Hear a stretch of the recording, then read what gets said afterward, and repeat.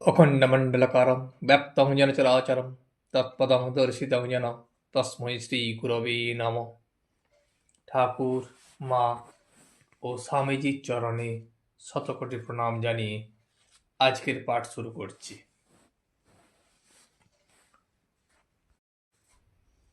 সেই দিনটি ছিল 28শে নভেম্বর 1883 খ্রিস্টাব্দ বুধবার, কার্তিক মাসের কৃষ্ণা চতুর্দশী তিথি।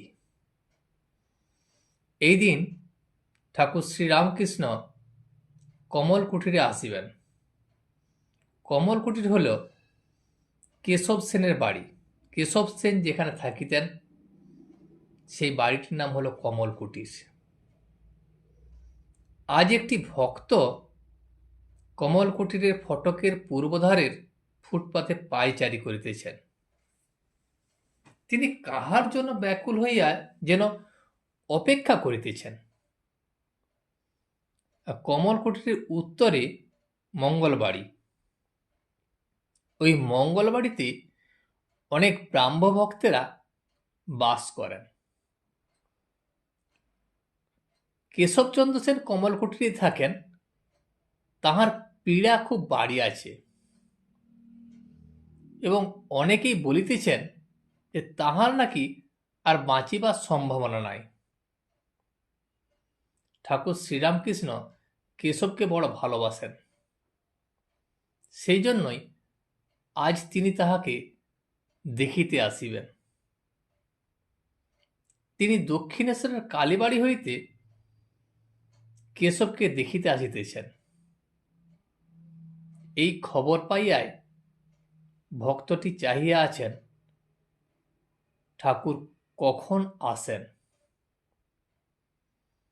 কমল কুটির হল সার্কুলার রোডের পশ্চিম ধারে, তাই রাস্তাতেই ভক্তটি বেড়াইতেছিলেন। যখন বেলা 2টো তখন হইতে তিনি অপেক্ষা করিতেছেন। কত লোকজন যাইতেছে তিনি সব কিছু দেখিতেছেন। আর রাস্তার পূর্বধারে ভিক্টোরিয়া কলেজ। এখানে কেশবের সমাজের ব্রাহ্মিকাগণ ও তাহাদের মেয়েরা অনেকেই পড়েন। রাস্তা হইতে স্কুলের ভিতর অনেকটা দেখা যায়। উহার উত্তর একটি বড় বাগান বাড়িতে কোনো এক ইংরাজ ভদ্রলোক থাকেন। যেখানে ইংরেজ ভদ্রলোকটি থাকেন সেই বাগান বাড়ির ভেতর ভক্তটি অনেকক্ষণ ধরিয়া লক্ষ্য করিতেছেন, কারণ তাহার মনে হইতেছে তাহাদের বাড়িতে যেন কোনো এক বিপদ হইয়াছে। ক্রমে কালো পরিচ্ছদধারী কোচম্যান ও সহিস মৃতদেহের গাড়ি লইয়া উপস্থিত হইল। প্রায় 1.5 ঘণ্টা কি 2 ঘণ্টা ধরিয়া ওই সকল আয়োজন হইতেছে।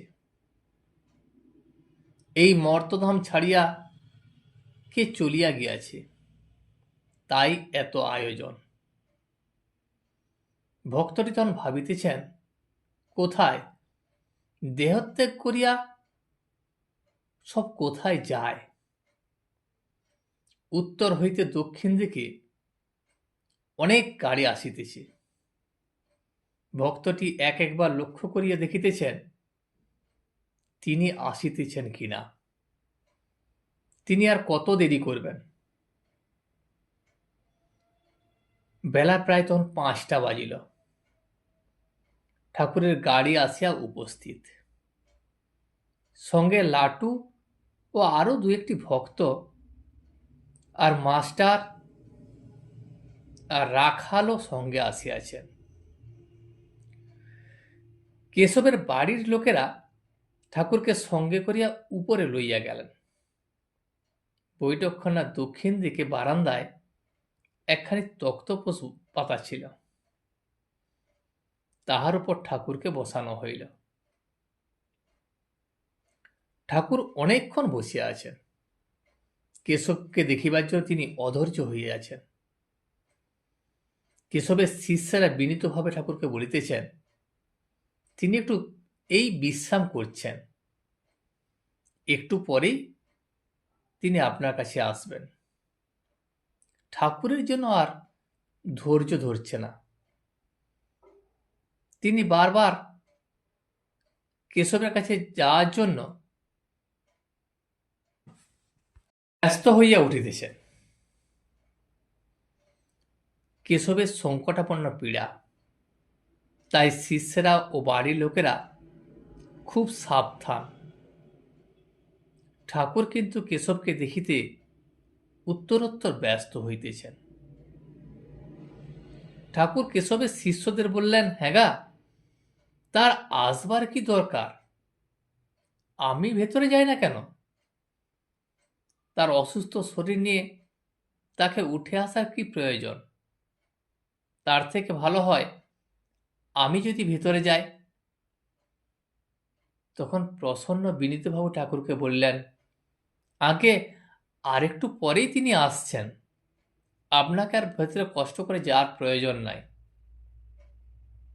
ঠাকুর তখন বললেন, যাও, তোমরাই অমন করছো, আমি ভিতরে যাই।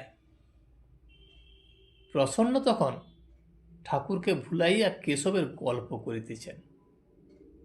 প্রসন্ন বলিলেন, তার এখন এমন অবস্থা ঠিক অন্য এক রকমের হয়ে গেছে।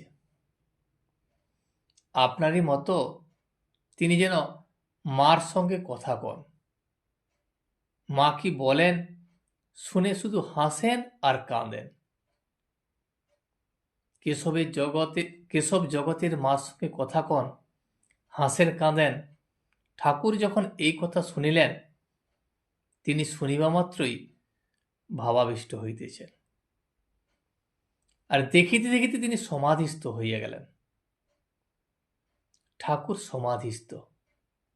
শীতকাল, গায়ে সবুজ রঙের বনাতের গরমের জামা, জামার উপর আবার একখানি বনাত। ঠাকুরের উন্নত দেহ, দৃষ্টি যেন স্থির, একেবারে মগ্ন। ঠাকুর অনেকক্ষণ এই অবস্থায়, তারপর সমাধিভঙ্গ আর হইতেছে না। সন্ধ্যা হইয়াছে, ঠাকুর একটু প্রকৃতিস্থ হইয়াছেন। পার্শ্বের বৈঠকখানায় আলো জ্বালা হইয়াছে। ঠাকুরকে সেই ঘরে বসাইবার চেষ্টা চলিতেছে। ঠাকুর অনেক কষ্টে তাহাকে বৈঠকখানার ঘরে লইয়া যাওয়া হইল। এই বৈঠকখানার ঘরে অনেকগুলি আসবাব, কোচ, কেদারা, আলনা, গ্যাসের আলো। ঠাকুরকে লইয়া একখানা কোচের উপর বসানো হইল। যখনই কোচের উপর ঠাকুর বসিলেন, বসেই বাহ্যশূন্য। আবার ঠাকুর ভাবাবিষ্ট। কোচের উপর দৃষ্টিপাত করিয়া যেন তিনি নেশার ঘোরে কি বলিতেছেন। আগে এসব দরকার ছিল, এখন আর কি দরকার? রাখালকে এক দৃষ্টে দেখে তিনি বলিলেন, রাখাল, তুই এসেছিস? এই বলিতে বলিতেই ঠাকুর আবার যেন কি দেখিতেছেন। আবার বলছেন, এই যে মা, তুমি এসেছ? আবার বারাণসী কাপড় পরে কি দেখাও? মা, এত হাঙ্গামা করো না, বসো গো বসো। ঠাকুরের মহাভাবের নেশা চলিতেছে। ঘর চারিদিক আলোকময়, আর ব্রাহ্মভক্তেরা ঠাকুরকে চতুর্দিকে ঘিরিয়া আছেন। লাটু, রাখাল, মাস্টার, বিভিন্ন ভক্তগণও ঠাকুরের কাছে বসিয়া আছেন। ঠাকুর ভাবাবস্থায় আপনা আপনি বলিতেছেন, দেহ আর আত্মা। দেহ যখন হয়েছে, আবার যাবে, কিন্তু আত্মার মৃত্যু নাই। যেমন সুপারি, পাকা সুপারি ছাল থেকে আলাদা হয়ে থাকে। যখন কাঁচা থাকে, কাঁচা বেলায় ফল আলাদা আর ছাল আলাদা। এই রকম করা খুব শক্ত, তাদেরকে আলাদা করা যায় না। তাকে দর্শন করলে বা তাকে লাভ করলে দেহ বুদ্ধি যায়। যখন ঈশ্বর দর্শন হয়ে যায়, তখন আর দেহ বুদ্ধি থাকে না। তখন দেহ আলাদা হয়ে যায় আর আত্মা আলাদা বোধ হয়। যেরকম সুপারির মতো, কাঁচা অবস্থায় একরকম, আর যখন শুকনো হয়ে যায় তখন তার খোলা আর সুপারি দুই আলাদা হয়ে যায়। এই সময় কেশব প্রবেশ করিলেন। কেশব ঘরে প্রবেশ করিতেছেন, পূর্ব দিকে দ্বার দিয়া আসিতেছেন। যাহারা তাকে ব্রাহ্ম সমাজ মন্দিরে বা টাউন হলে দেখিয়াছিলেন, তাহারা তাহাকে দেখিয়া অবাক হইলেন। তাহারা তার অস্থি চর্মসার মূর্তি দেখিয়া অবাক হইয়া বসিয়া রহিলেন। কেশব যেন দাঁড়াইতে পারিতেছেন না, দেয়াল ধরিয়া অগ্রসর হইতেছেন। তিনি অনেক কষ্টের পর কৌচের সম্মুখে আসিয়া বসিলেন। ঠাকুর ইতিমধ্যে কৌচ হইতে নামিয়া নিচে বসিয়াছেন। কেশব ঠাকুরের দর্শন লাভ করিয়া ঠাকুরকে ভূমিষ্ঠ হইয়া অনেকক্ষণ ধরিয়া প্রণাম করিতেছেন। তারপর প্রণামান্তর উঠিয়া বসিলেন। ঠাকুর এখনো ভাবাবস্থায় আছেন এবং আপনা আপনি যেন কি বলিতেছেন। ঠাকুর যেন মার সঙ্গে কথা কইতেছেন। আজ এই পর্যন্তই। ভিডিওটি শেষ পর্যন্ত দেখার জন্য আপনাকে অসংখ্য ধন্যবাদ। ভিডিওটি যদি আপনার ভালো লেগে থাকে তাহলে একটা লাইক, কমেন্ট এবং বন্ধুর সাথে শেয়ার করে দেবেন। সাবস্ক্রাইব করে পাশে থাকা বেল আইকনটি বাজিয়ে দেবেন, যাতে আপনাদের নতুন ভিডিওগুলি সর্বপ্রথম আপনার কাছে পৌঁছে যায়। জয় শ্রী রামকৃষ্ণ, জয় শ্রী রামকৃষ্ণ, জয় শ্রী রামকৃষ্ণ।